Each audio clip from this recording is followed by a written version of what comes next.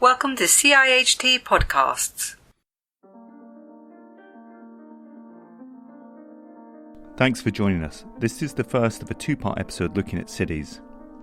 So welcome to the 15-minute city. This is whereby all the daily urban necessities are within a 15-minute reach on foot or by bike. Work, home, shops, entertainment, education and healthcare. Some urbanists are pushing for proximity over mobility, and this has gained traction during the global pandemic.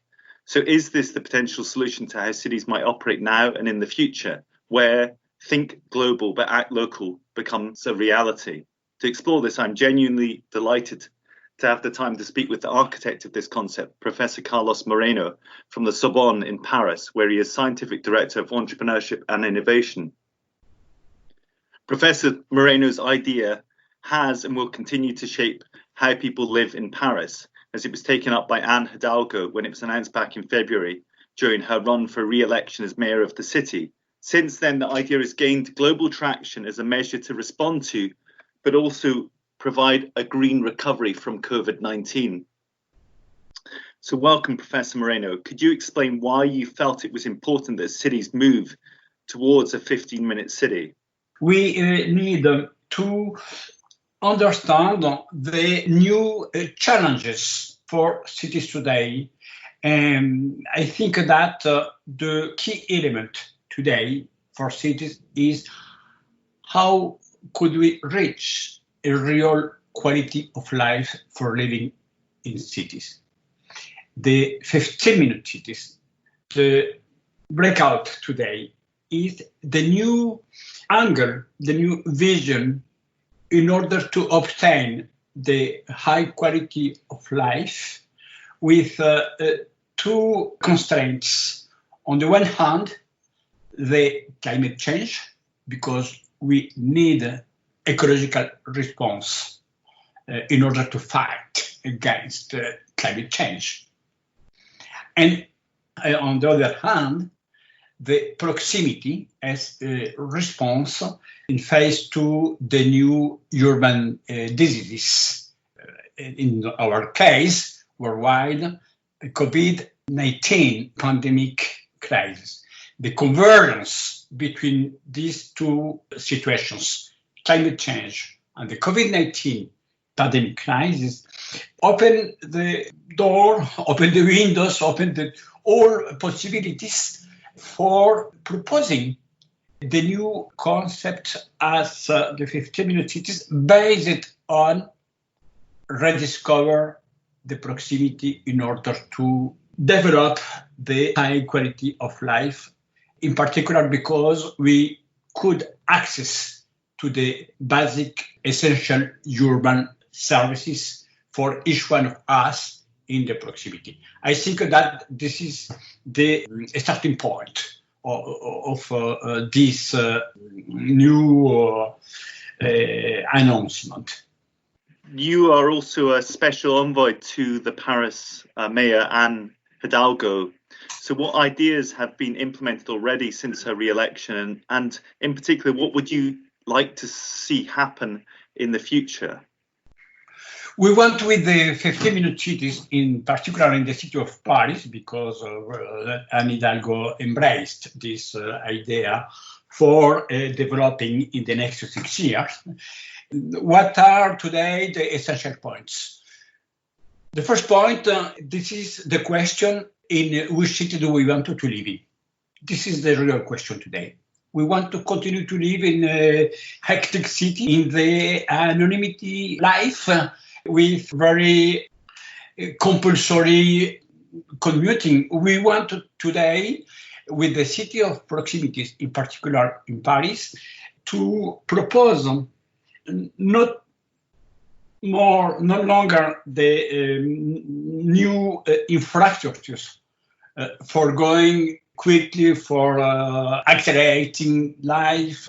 We want to rediscover the city, including a big city as Paris, as a great city, the polycentric city, the multicentric city. We want to break the traditional concept with the modern city, based on the segmentation of city, the specialization of the urban space. In city, including Paris, is very specialized in the shape, in the public spaces, in the building. We have the historical center, in the west, the district for the companies, the corporate district, the popular district in the north of Paris, the middle class in the south, the diplomatic district in the west of Paris. In fact, this is the case in Paris, and at the same time, this is the case in several cities. We continue to live in a totally segmented city. With the concept of the 15-minute city, we wanted to transform this segmentation for developing this new balancing between different districts. Not only for this idea to break the time for going from home to work, we need to propose short access within the 15-minute city by foot or by bike to the essential urban functions. What are the essential urban functions? Living, working, supplying, well-being, physical and mental, for educating, and leisure. I think that if we could provide the maximum or the totality in the ideal case, the access to those 6 urban social functions in a narrow perimeter, we have the possibility to increase the happiness for people. Because we don't need a smart city. We need, before all, happy citizens in a happy city.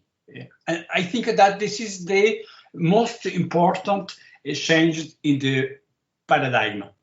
During the several years, the different proposals for city are around the smart city. How the technology transforms city, digital disruption, software, sensors, etc.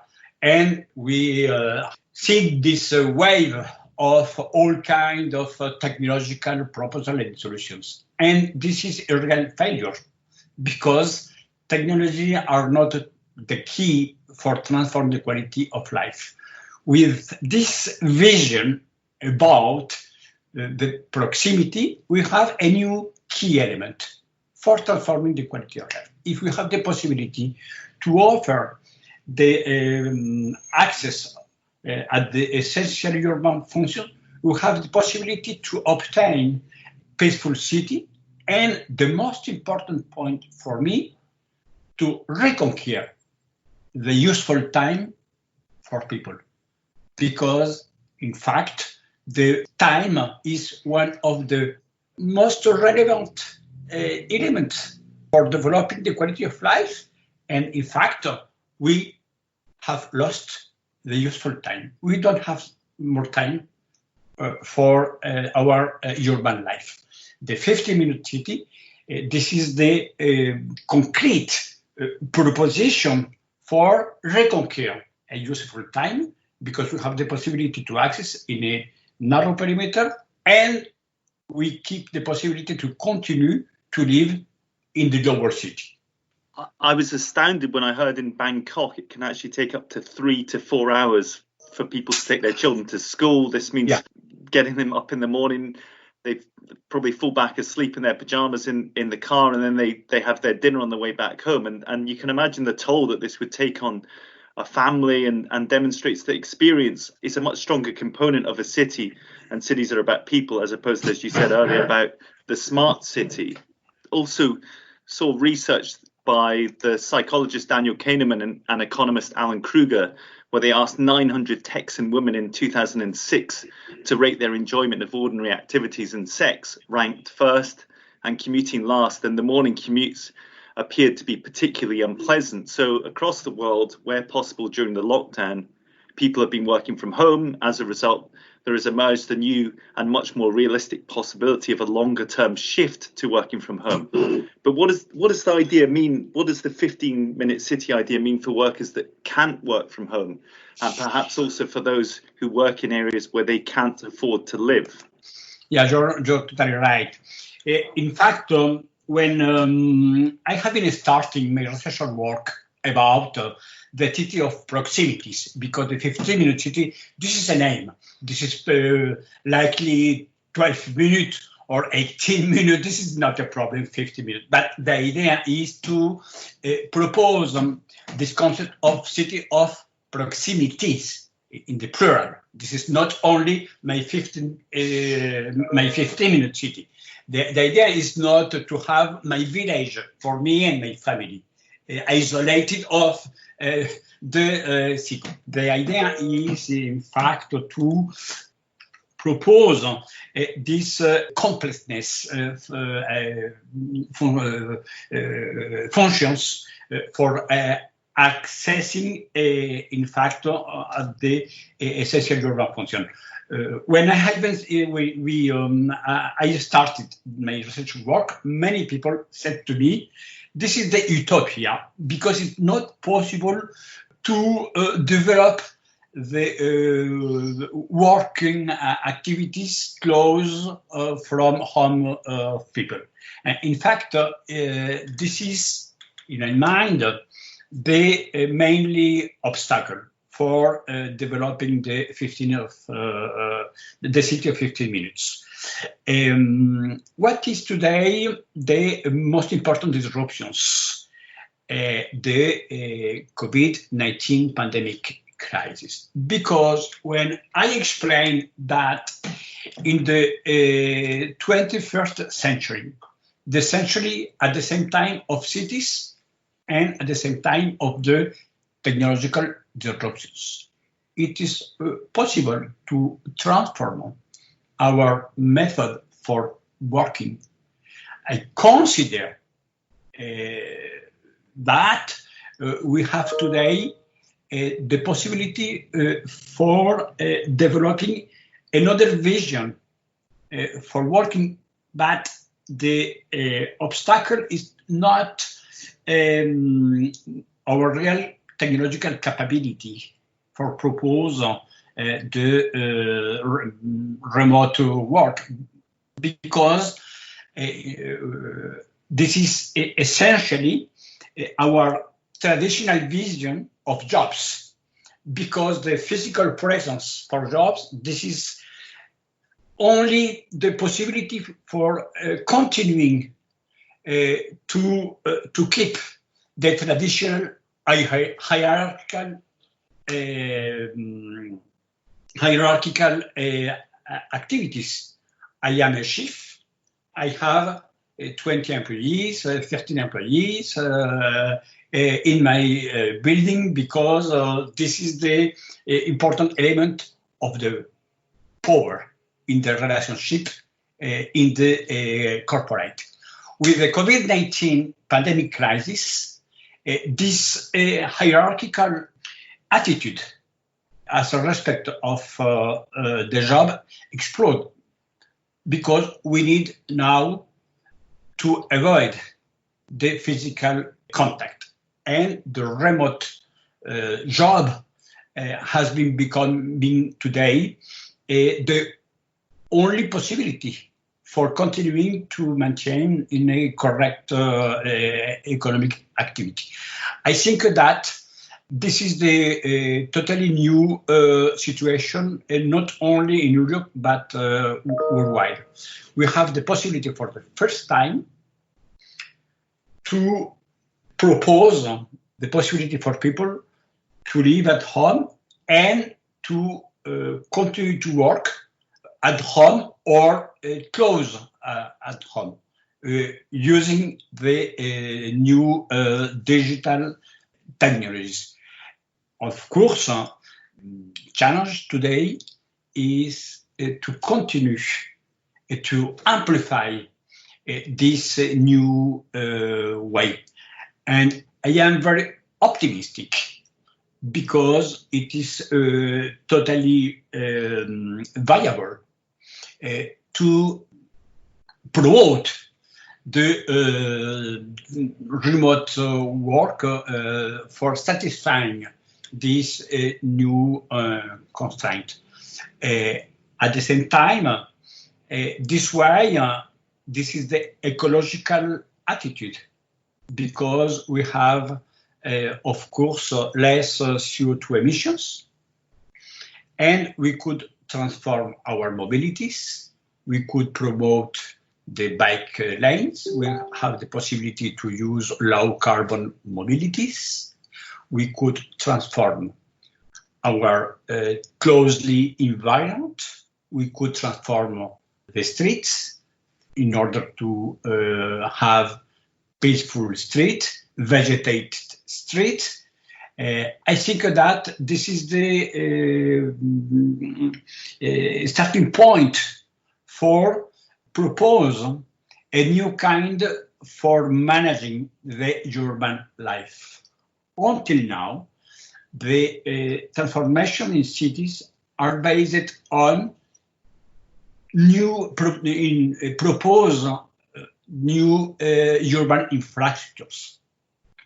For the first time, with the 15-minute city, we have the possibility to change our urban life only by another way for just managing the urban life. This is not expensive to implement the 15-minute city because we want to reuse the infrastructures that exist today. This is the concept of the multi-purpose functions. One building, multiple users. The new users, the new ideas, and several possibilities for people to imagine new services. So this is the idea that a school at the weekend could become something else, or a nightclub could become a gym during the day, so they have multi-purposes and different applications for different things. I was going to say that the idea did obviously, as you mentioned, gain global traction. The C40's cities, an international coalition of urban leaders that connects 96 of the world's cities and represents 700 million citizens, published their agenda for a green and just recovery. And the report noted things that are familiar, I guess, to lots of people, things like renewable energy, energy efficient buildings, improved mass transit, and spending on new parks and green spaces. But their agenda also recommended that all residents will live in 15-minute cities. So we've heard about Paris, and obviously there's moves to create 650 kilometers of bike paths there. And in Milan, Giuseppe Sala's mayor announced a 15-minute city. In London, in Portland in America, they've also pushed some form of it. But how feasible is it in rapidly urbanizing areas of the world, in cities such as in the global south, Africa, Asia? How realistic is it to achieve it there? Yeah, this is a very good question. Of course, the implementation of the 15-minute city is in reality very different in Europe and North America and Latin America or Africa. I have this big opportunity today for discussing with people around the world. I have this very real great pleasure to discuss with my friends in Buenos Aires, in Montevideo, in Bogota, and also in Africa. I think that the key element for implementing the 15-minute city is to understand that the 15-minute city, this is the new paradigm. This is a new paradigm based on this idea to reconquer the useful time, to develop the new ecological attitude for cities, to reduce the CO2 emissions, to transform mobilities, to have a big priority for soft mobilities, to transform streets, to develop the multi-purpose functions, to develop the one-point shop, to develop the polycentric cities, etc., etc.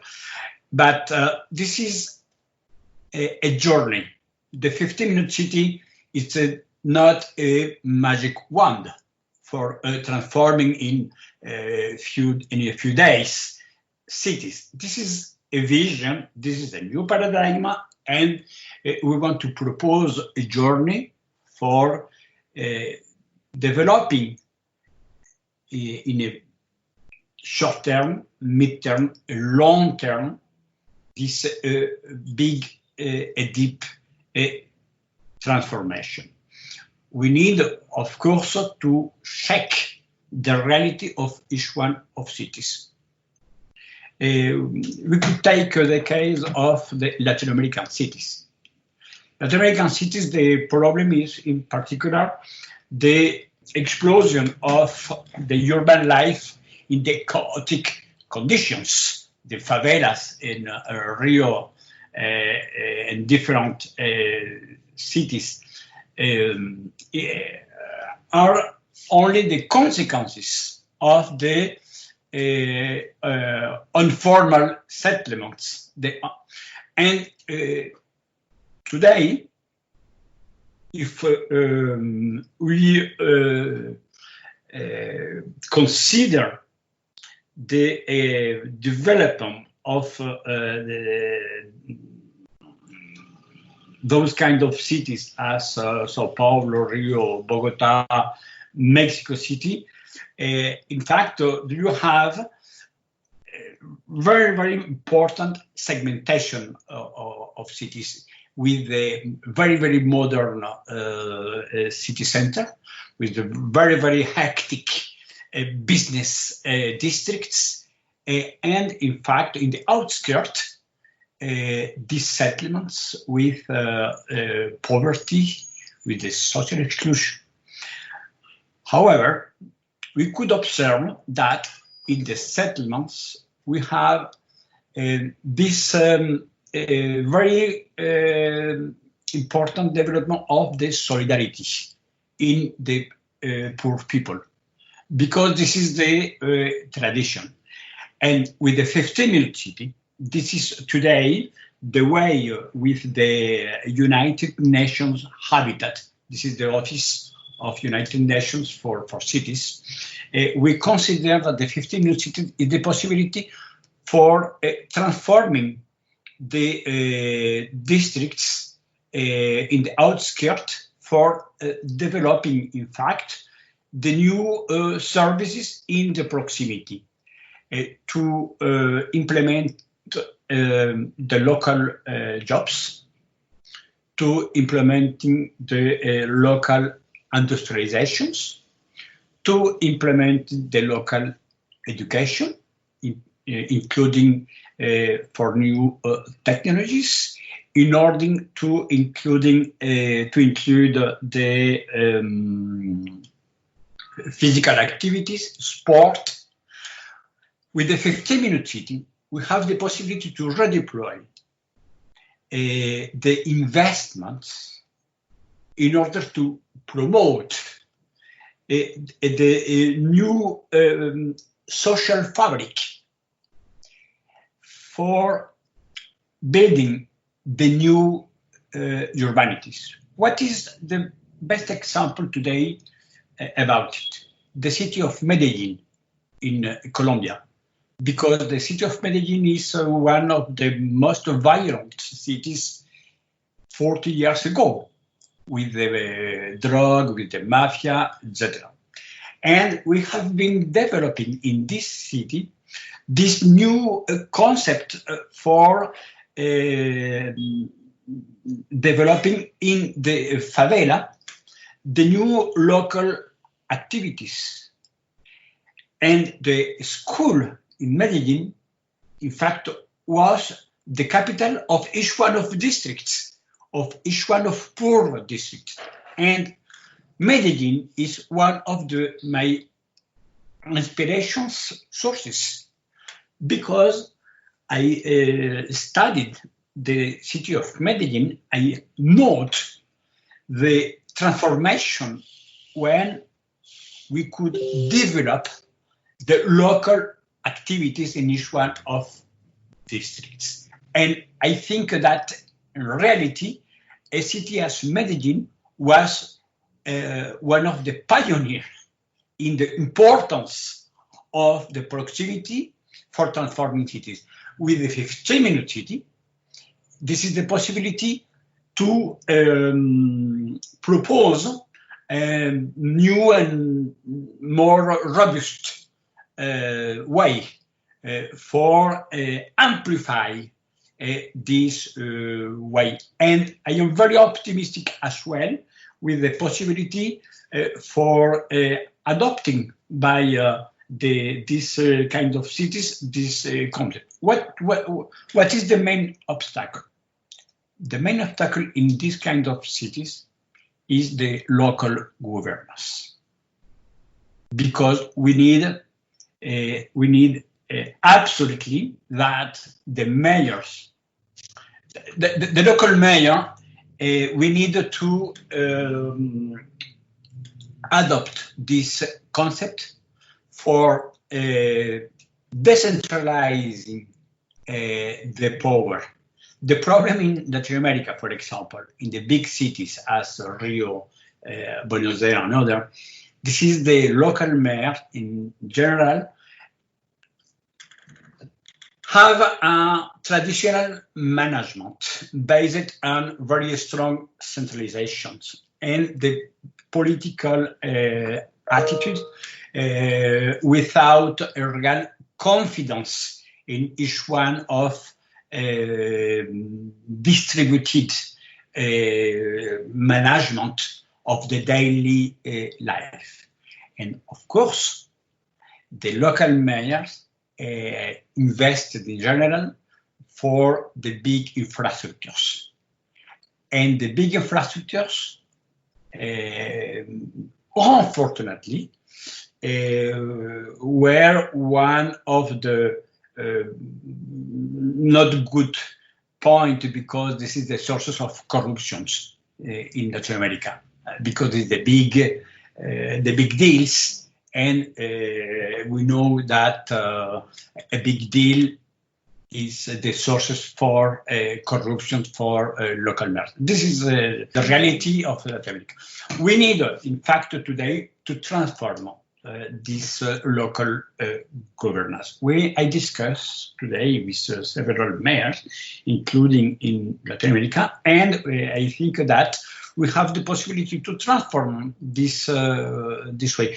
We need, in fact, to develop a double movement of the citizens, of the local activists, in fact, for in a bottom-up way to propose in the 15-minute city this new way for this reappropriation of the public space, of the urban space, of the new local activities, for developing the market in the proximity, for developing short circuits. And this is necessary. But we need the support of the local governance. We need the support of the local mayors. We need to convince the local mayors that the 15-minute city, this is a good way, because the decentralized power is compulsory today for developing a modern local management, in particular in cities. It's interesting you mentioned Medellin. That was a city that, as you say, was the murder capital of the world in the 1980s, and in less than 2 decades it reduced the homicide rate by 79%.